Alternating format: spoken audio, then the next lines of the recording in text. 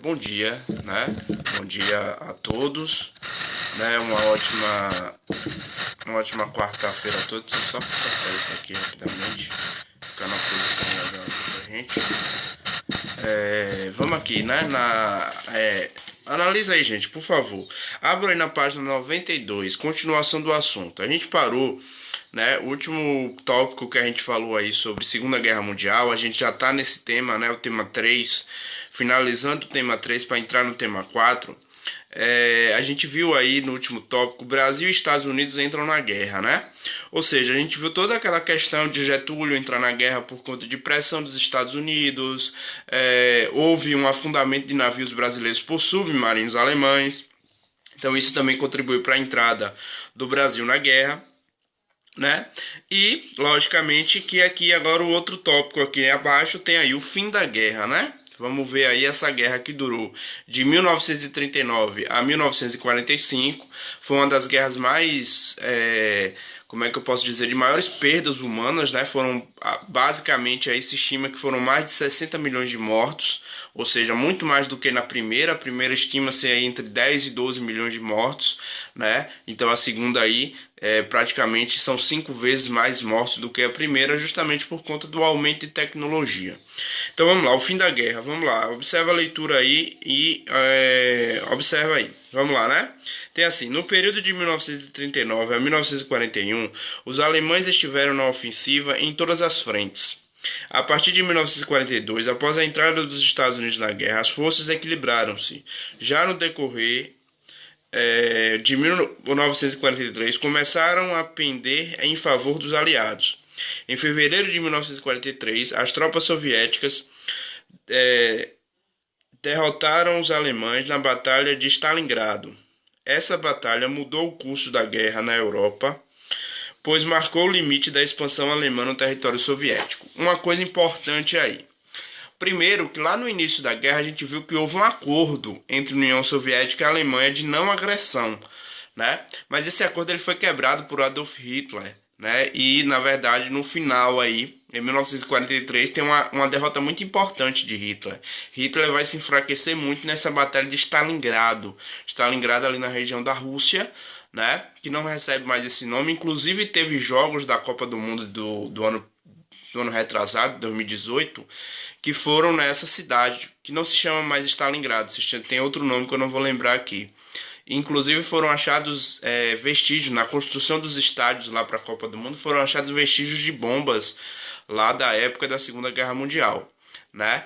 Então foi uma batalha muito importante, porque isso enfraqueceu Hitler. Você percebe que no início da guerra, basicamente até 1942, Hitler tinha uma vantagem muito grande. Hitler e o eixo, né? Japão, Itália e Alemanha tinham uma vantagem muito grande relacionada aos aliados. Inclusive Hitler chegou a invadir Paris, a dominar a cidade de Paris como grande símbolo da sua força, mas essa força ela entra em equilíbrio quando os Estados Unidos adentram a guerra. Os Estados Unidos entram na guerra em 1942, né? E isso vai desequilibrar totalmente a guerra, né? Lembre que isso também aconteceu na Primeira Guerra Mundial. Na Primeira Guerra Mundial, a entrada dos Estados Unidos desequilibrou. Agora vai haver um equilíbrio. Hitler estava à frente, a Alemanha, o eixo estava à frente nesses conflitos. Quando os Estados Unidos entram, a partir do ataque de Pearl Harbor, né? Os Estados Unidos estavam neutro até aquele momento, até que houve o ataque do Japão à base aérea de Pearl Harbor, né? E aí os Estados Unidos adentram a guerra, né? Consegue equilibrar a guerra, e em 1943 a vitória do exército russo sobre o exército de Hitler desequilibrou completamente a guerra, que se findaria dali a 2 anos, né? Então a Batalha de Stalingrado ali na Rússia é um dos episódios mais importantes da Segunda Guerra Mundial para o fim dessa guerra, né? Olha aí, a derrota italiana teve início em junho de 1943, quando os aliados ocuparam a Sicília. Na ocasião, a população ansiava por sair da guerra, enquanto Mussolini buscava mais ajuda da Alemanha. Diante da derrota iminente, o rei Vítor Emanuel III ordenou que Mussolini fosse destituído e preso. Lembre que Vítor Emanuel III era o rei, né? A Itália ainda vivia uma monarquia, né? Ele é o rei. Mussolini, ele tem grandes poderes, mas ele é o primeiro-ministro. Mas ele foi o cara que ordenava e tudo mais. Só que Vítor Emanuel III já não aguentava mais as derrotas e as perdas da Itália, né, perdas financeiras, e ele ordena que Mussolini seja preso e retirado do cargo de primeiro-ministro. Né? Em setembro, o novo governo italiano concluiu o Tratado de Paz com as forças aliadas e passou a apoiá-las. Ou seja, a Itália se retira e passa a apoiar, na verdade, os aliados. Mais uma vez, a Itália muda de lado, né? Porque sai da guerra, faz o tratado com esse e se retira da guerra, né? Aí, no dia 6 de junho de 1944, chamado Dia D. O que foi o Dia D, gente? Esse dia é muito importante, inclusive é comemorado em alguns países como feriado, né? Porque o Dia D é o dia em que se invadem e que se invade, toma de volta as regiões dominadas por Hitler, né? Em 6 de junho de 1944, chamado Dia D, as forças aliadas desembarcaram na Normandia, na França. A França estava ocupada por tropas alemãs. E em janeiro de 1945, os soviéticos ocuparam a Polônia. Hitler suicidou-se em 30 de abril. E em 2 de maio, a bandeira vermelha tremulou em Berlim. Ou seja, o Dia D é a retomada da França, né? Isso vai ser um papel importante.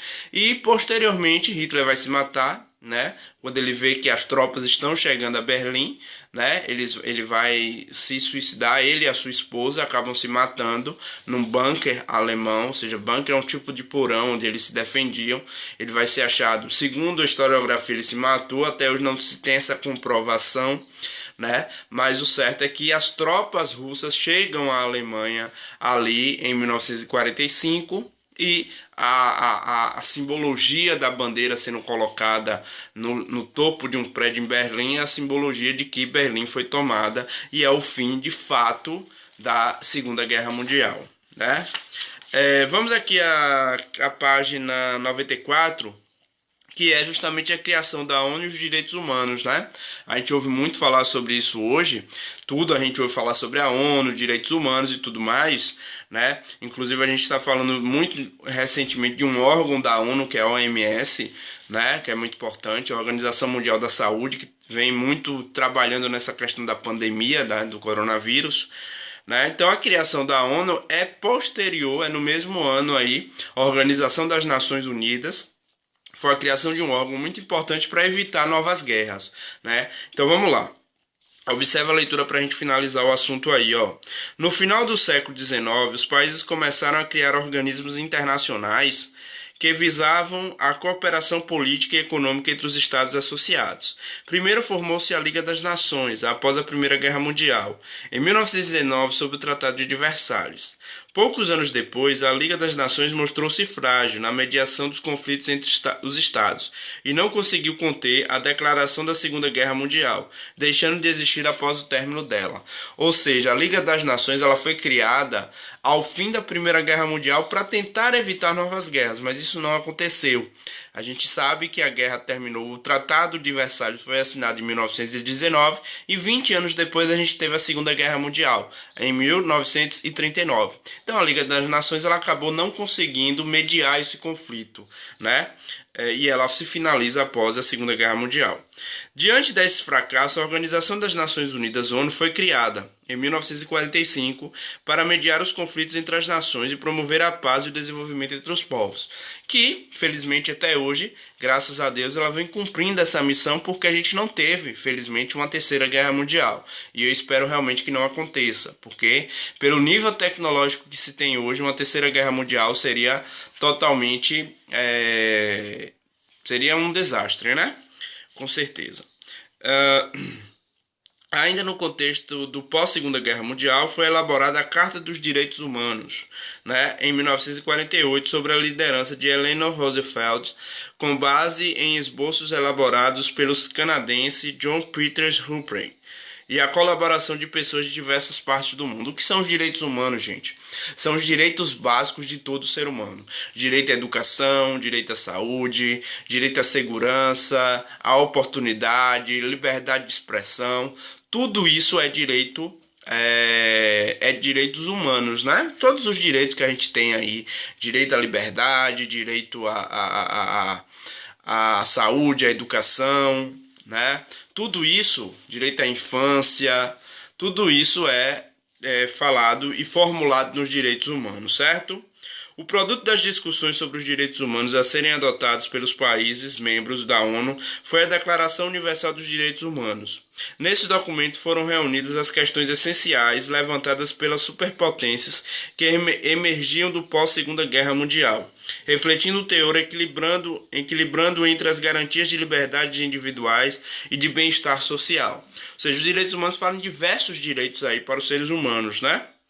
A ONU é composta por 193 países membros e seus principais órgãos são a Assembleia Geral e o Conselho de Segurança. O primeiro órgão é formado por todos os países membros, que se reúnem pelo menos uma vez por ano.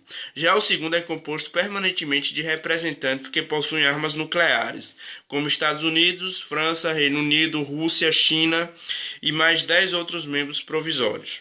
As decisões do Conselho de Segurança da ONU precisam ser unânimes, bastando apenas um voto contrário de um dos membros permanentes para desaprovar a qualquer resolução desse conselho. Ou seja, o conselho ele busca um consenso. O que é buscar um consenso? O apoio de todos, certo? Isso para evitar conflito, gente. Então, eles sempre buscam o apoio de todos. Ou seja, um voto contrário a qualquer coisa aí, essa questão não vai existir, certo? Então, isso é muito importante, isso mantém um equilíbrio entre os países, ok? A ONU ainda com algumas agências especializadas como o Fundo das Nações Unidas para a Infância, né, UNICEF, que apoia as mais importantes iniciativas na área da infância e da adolescência em diversos países. O UNICEF a gente conhece, né, faz bastante questões aí, né? Outra agência de expressão é a Organização das Nações Unidas para a Alimentação da Agricultura, que o objetivo é erradicar a fome e a segurança militar no mundo. A Unesco também é outro órgão, né? Então esses são alguns órgãos que são para melhoria da vida em sociedade, né? Então a ONU ela foi muito importante, ela criou os direitos humanos, que é o direito essencial de todo indivíduo. Gente, por favor, façam aí atividade de classe, página 95, certo? Sistematizar.